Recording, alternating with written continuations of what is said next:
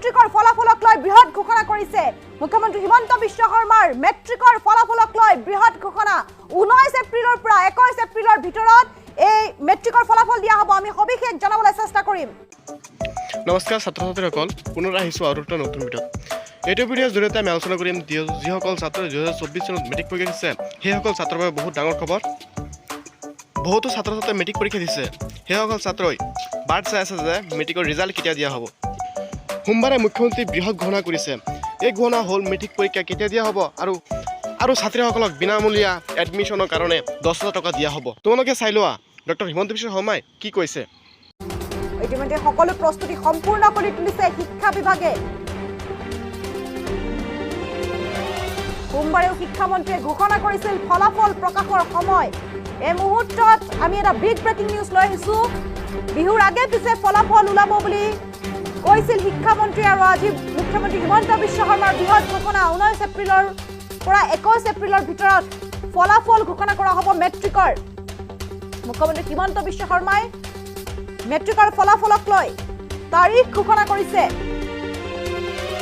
19 পৰা 21 এপ্ৰিলৰ ভিতৰত প্ৰকাশ পাব মেট্ৰিকৰ ফলাফল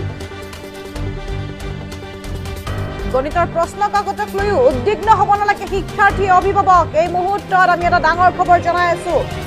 ইতিমধ্যে সকলো প্ৰস্তুতি সম্পূৰ্ণ কৰি তুলিছে শিক্ষা বিভাগে সোমবাৰে শিক্ষামন্ত্ৰীয়ে ঘোষণা কৰিছিল ফলাফল প্ৰকাশৰ সময় আৰু বিহুৰ আগে পিছে ফলাফল ওলাব বুলি কৈছিল শিক্ষামন্ত্ৰীয়ে আমি এই মুহূৰ্তত শিক্ষামন্ত্ৰী ক্ষমা কৰিব মুখ্যমন্ত্ৰী গৰাকীৰ যেটো মন্তব্য সেই মন্তব্যটো আপোনালোকক শুনাব বিচাৰিম ৰিজাল্ট দিব কোন তাৰিখে দিব 19 20 21 তাৰিখ মানে মেট্ৰিকৰ ৰিজাল্ট দিব ঠিক আছে অংকৰ প্ৰশ্নখন টান আহা বুলি কৈছিল তথাপিতো পাছ কৰিব কোনো চিন্তা কৰিবলগীয়া নাই এতিয়া আপোনালোকে চাওক যিমান ছোৱালীয়ে মেট্ৰিক পাছ কৰিব সবটো কলেজত নাযাব ঘৰত টকা পইচাৰ অসুবিধা আছে এইবাৰ আমি বিনামূলীয়া নামভৰ্তিও কৰি দিম আৰু কলেজত যোৱা ছোৱালীজনীৰ বেংক একাউণ্টতো মামাই 10,000 টকা সোমাই দিব মেট্ৰিকৰ ৰিজাল্ট দিব কোন তাৰিখে দিব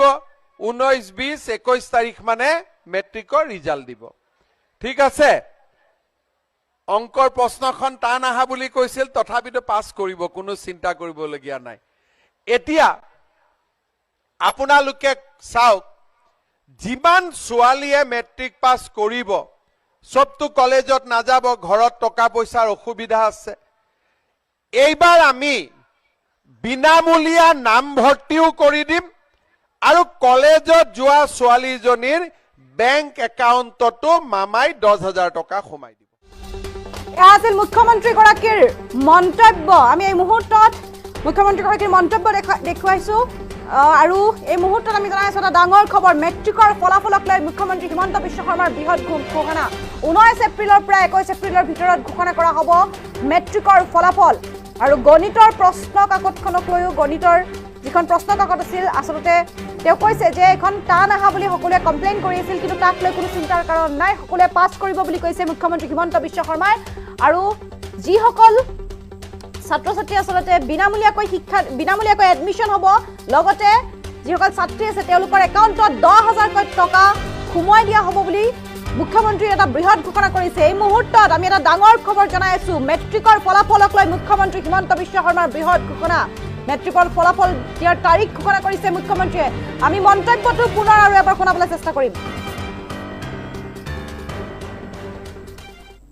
ৰিজাল্ট দিব কোন তাৰিখে দিব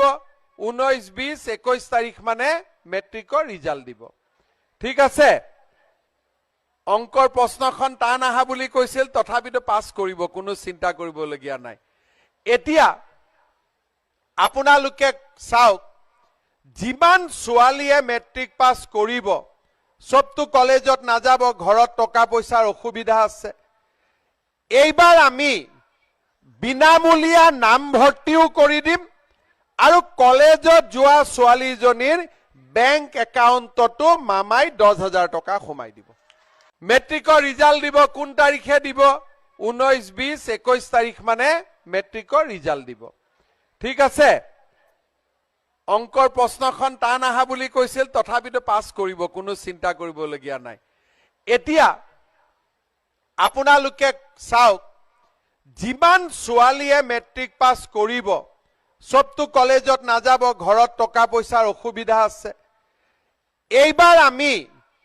বিনামূলীয়া নামভৰ্তিও কৰি দিম